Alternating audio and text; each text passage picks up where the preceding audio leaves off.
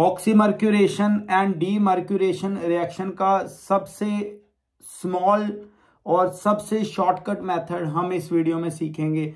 ये रिएक्शन जो कि सेकंड्स में आंसर इसका आप यहाँ पे लिखने के कैपेबल हो जाएंगे। देखिए कि इसमें आपने फर्स्ट पार्ट जो दिमाग में रखना है वो है कि ये मार्कोवनी-कॉफ्स रूल फॉलो करेगी।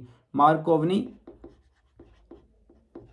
रूल के अकॉर्डिंग ये रिएक्शन प्रोसीड करेगी। आपने सिर्फ और सिर्फ ये पॉइंट जो है देखना है, ये हाइड्रेशन आपने दिमाग में रखना है। हाइड्रेशन का मतलब है कि वाटर ऐड होगा और वाटर हमें पता है ये 2 पार्ट्स में आपने इसको स्प्लिट करके यहाँ पे यूज करना है।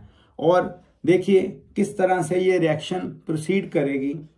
अगर आपके पास ये कोई एल्कीन आ गया, ये अनसिमेट्रिकल एल्कीन है, और ऑक्सीमर्क्यूरेशन और डीमर्क्यूरेशन किस तरह से यहाँ पे आइडेंटिफाई करेंगे। देखिए ये हमारे पास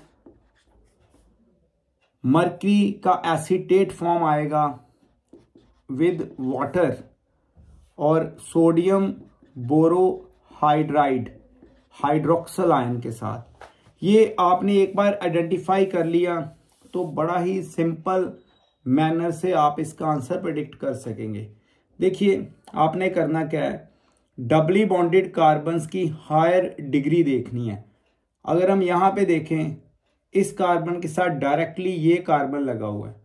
अगर आप डबली बॉन्डेड चेक करें तो इसकी आगे कोई कार्बन नहीं है, बट इसके आगे एक कार्बन है।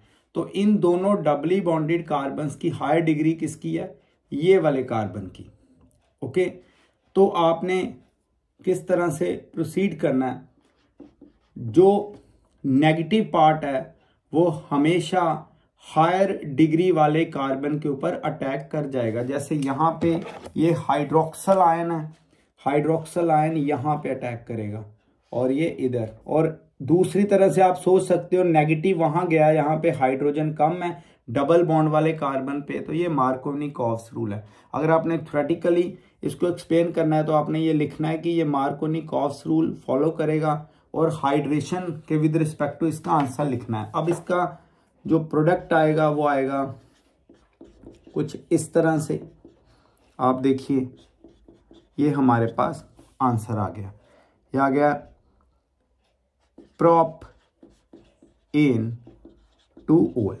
तो एल्कीन से अल्कोहल बनेगा किस तरह से, ये बड़ा ही सिंपल सा मेथड है। इसमें कार्बोकेटायन तो बनेगा ही नहीं, तो ना ही तो रीअरेंजमेंट का कोई इसमें चक्कर है। आपने सीधा ये मेथड फॉलो करके इसका आंसर लिख देना है जो ऑक्सीमर्क्यूरेशन डीमर्क्यूरेशन आपके पास आए। ये इसकी आइडेंटिफिकेशन है। अगर हम और देखें कुछ और तरह के, यहाँ पे देखिए आपके पास कुछ इस तरह से ये कोई रिएक्शन आ गई और सेम यही ऊपर वाले जो कैटलिस्ट है, ये मैं यहाँ पे डू करके लिख रहा हूँ कि सेम आ गया, तो फिर वही इन दोनों में हायर ये है तो हाइड्रोक्सल इधर लगेगा, तो इसका जो हमारे पास आंसर आएगा तो ये इस तरह से आ जाएगा। तो इसका IUPAC नेम आप देखिए 1 2 3, तो ये आ जाएगा 2-मिथाइल प्रोपेन 2-OL।